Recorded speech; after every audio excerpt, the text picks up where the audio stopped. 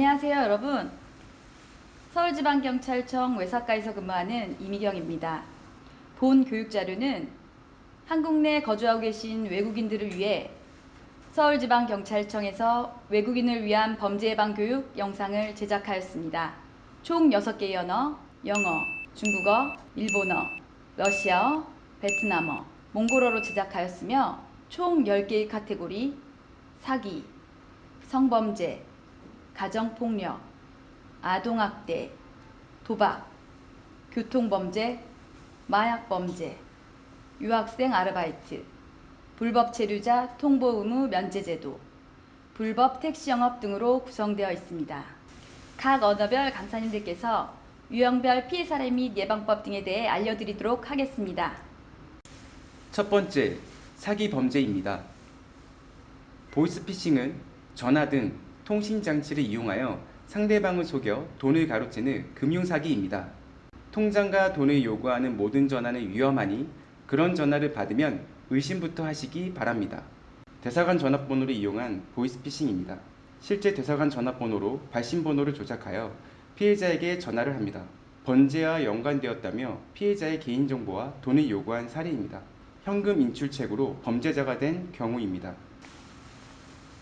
범죄자들은 보이스피싱으로 속은 피해자가 입금한 돈을 은행에서 인출해야 하는데 이때 인출책으로 유학생을 이용하고 있습니다.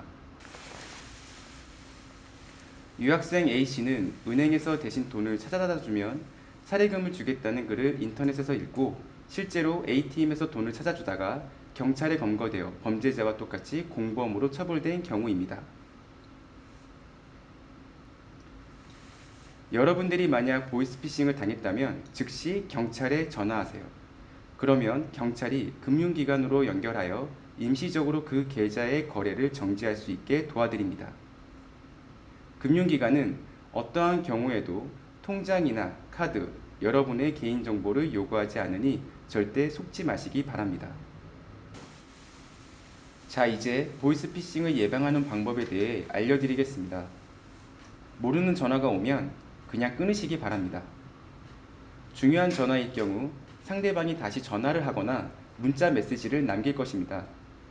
대한민국에서는 절대 전화로 개인정보나 돈을 요구하지 않습니다.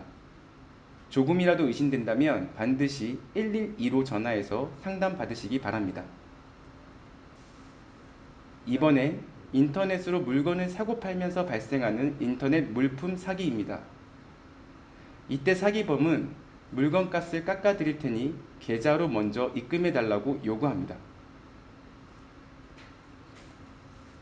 피해 사례를 알아보겠습니다. 구매자가 먼저 연락해 선입금을 하여 피해본 사례입니다.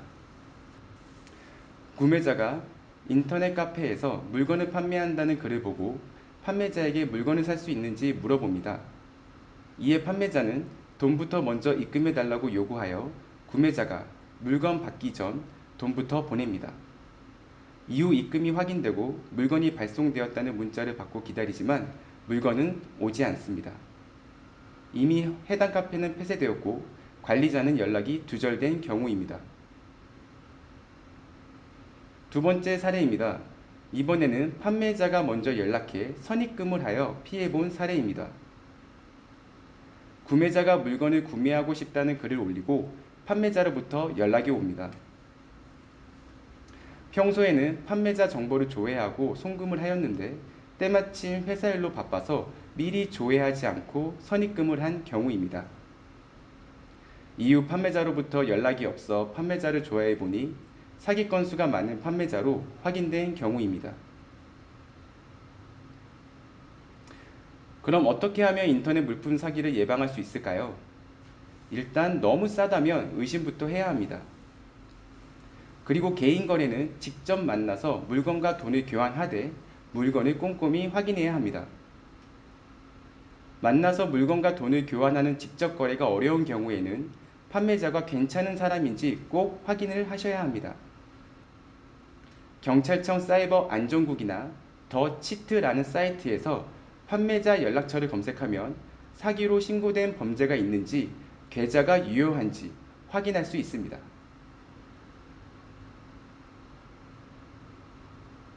대포 통장에 대해 알아보겠습니다.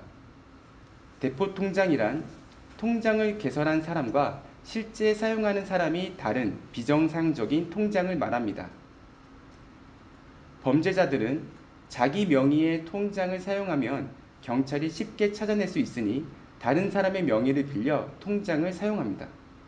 보통 통장을 사겠다, 회사를 만들었는데 통장이 필요하다, 통장을 가져오면 취직을 시켜주겠다라고 다양한 방법으로 통장을 요구하는데 대한민국에서는 모두 불법입니다. 대포 통장의 피해 사례를 알아보겠습니다. 입국한 지 한 달 된 유학생이 인터넷에서 통장을 빌려주면 20만 원을 준다는 글을 읽고 범죄자에게 연락해 자기 명의의 통장을 보냅니다. 20만 원이 생겨 기분이 좋았던 것도 잠시 경찰로부터 연락이 옵니다. 경찰은 통장이 보이스피싱에 사용되었으니 경찰서로 나와 조사를 받으라고 합니다. 경찰서에 가서 한국법을 잘 몰라서 그랬다고 진술했지만 결국 범죄자와 공범으로 처벌받은 경우입니다. 어떻게 하면 대포 통장으로 인해 범죄가 되는 것을 예방할 수 있을까요? 누구에게도 통장, 체크카드, 계좌 비밀번호를 알려줘서는 안 됩니다. 통장 복사본을 주는 것도 안 됩니다.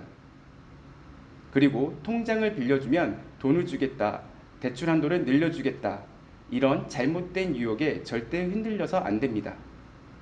세상에는 공짜가 없는 법입니다.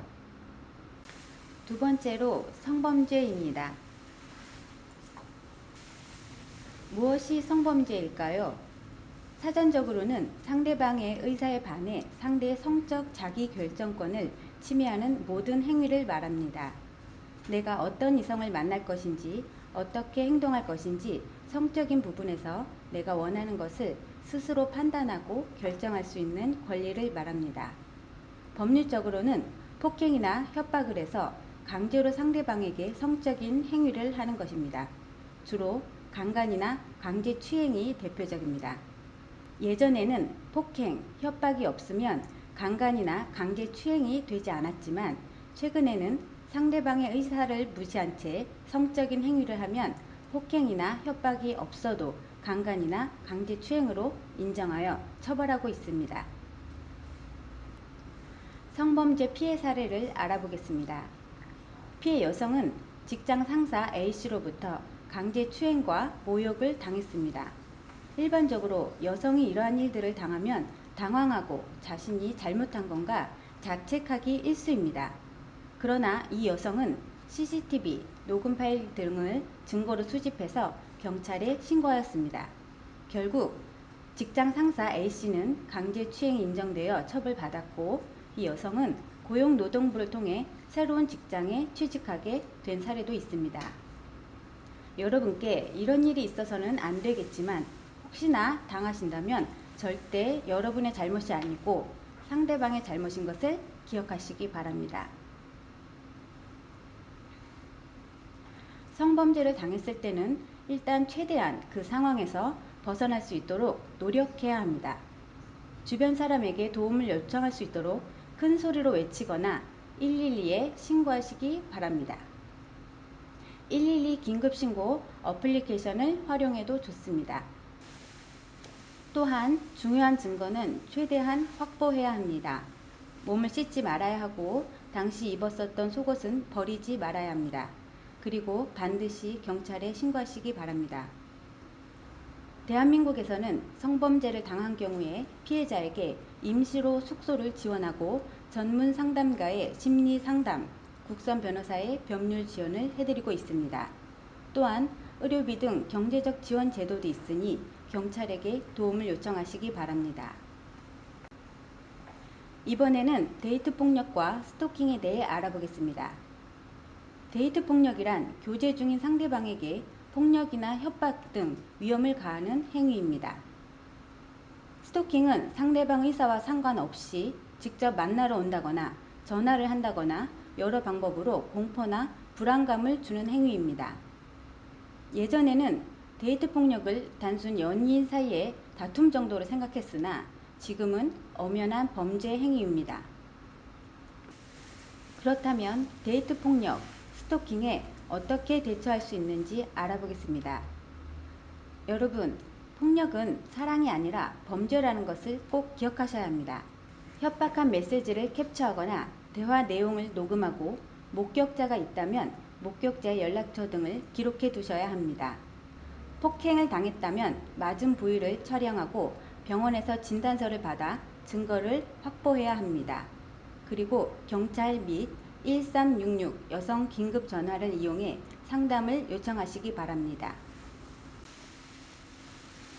세 번째로 가정폭력입니다. 무엇이 가정폭력이겠습니까? 신체적 폭력은 물론이고 경제적, 정서적 폭력도 가정폭력입니다. 또한 방임과 성학대도 분명 가정폭력입니다. 가정폭력은 예전부터 각 가정의 문제로 여겼지만 최근에는 사회적 문제가 되고 있어 국가가 적극적으로 개입하고 있습니다. 가정폭력의 대처 요령입니다. 먼저 경찰에 도움을 요청해야 하며 폭력 현장에서 바로 벗어나야 합니다. 폭행을 당했을 때는 폭행 부위를 촬영하거나 병원에서 진단서를 받는 등 증거를 확보해야 합니다. 가정폭력은 대부분 한 번에 그치지 않고 지속적으로 반복되는 경우가 많습니다. 그러니 경찰의 도움을 받은 이후 다시는 폭행하지 않겠다는 약속을 꼭 받아 행복한 가정을 유지하시기 바랍니다. 가정폭력이 심각할 경우 여러분은 경찰관에게 긴급 임시조치를 요청할 수 있습니다. 가해자를 집 밖으로 나가게 할 수 있고 가해자로부터 전화, 문자, 카카오톡의 연락을 막을 수도 있습니다. 또한 집과 직장 근처에 오지 못하게 할 수도 있습니다. 긴급 임시조치 상황보다 더 심각할 경우가 있습니다. 이런 경우 판사가 피해자 보호 처분이 필요하다고 인정하는 경우 접근 금지 처분이 가능합니다. 가해자가 전혀 위치를 알 수 없는 보호시설에 입소하는 등 가해자의 접근을 금지하는 처분이 가능합니다. 네 번째로 아동학대입니다. 아동학대란 아동을 신체적으로 학대하는 것은 물론 심리적, 성적으로 학대하거나 돌보지 않고 방치하는 것을 말합니다. 혹시 아이를 방에 가두거나 방치하거나 때린 적이 있습니까? 이 모두가 아동학대가 될 수 있습니다. 또한 상습적으로 학대할 경우 가중처벌을 받게 됩니다. 아이들은 우리의 미래입니다. 내 아이라고 해서 내 마음대로 하는 것은 아동학대가 될 수 있습니다. 다섯 번째로 도박입니다. 도박이란 금품을 걸고 승부를 겨루는 것을 말합니다. 잠깐 즐기는 게 아니라면 범죄가 될 수 있으니 유의하시기 바랍니다. 각 나라마다 도박의 종류는 다릅니다. 대한민국의 경우 고스톱, 중국은 마작, 미국은 카드, 태국은 사설로또 등 전 세계적으로 다양한 도박이 있습니다. 도박할 장소를 제공하는 것을 도박개장죄라 하며 도박죄보다 도박개장죄가 더 나쁜 범죄로 도박하지 않고 단순히 장소만 제공해도 처벌받을 수 있습니다. 여섯 번째로 교통범죄입니다. 여러분, 교통사고는 누구에게나 일어날 수 있습니다. 대부분의 사람들이 사고가 났을 때는 당황하기 마련이나 절대 당황하지 마세요. 침착한 마음으로 우선 차에서 내려 다친 사람이 있는지 확인하셔야 합니다. 다행히 다친 사람이 없다면 보험회사에 전화하세요. 렌트카라면 렌트카 회사에 전화하시면 됩니다. 안타깝게도 다친 사람이 있다면 112에 전화하셔서 경찰이 하라는 대로 하시면 됩니다. 다친 사람이 있다고 말하면 경찰이 출동할 때 구급차가 함께 출동하게 됩니다. 교통사고가 났을 때 가장 중요한 건 다친 사람의 치료입니다. 대한민국에서 운전을 할 때 하면 안 되는 행동이 있습니다. 본국에서는 운전할 수 있더라도 운전면허 없이 운전할 수 없습니다. 술을 마시고 자동차 오토바이를 운전하거나 자전거를 타는 것은 절대 해서는 안 됩니다. 음주운전은 직접 하지 않더라도 범죄가 될 수 있는데 바로 음주운전 방조죄입니다.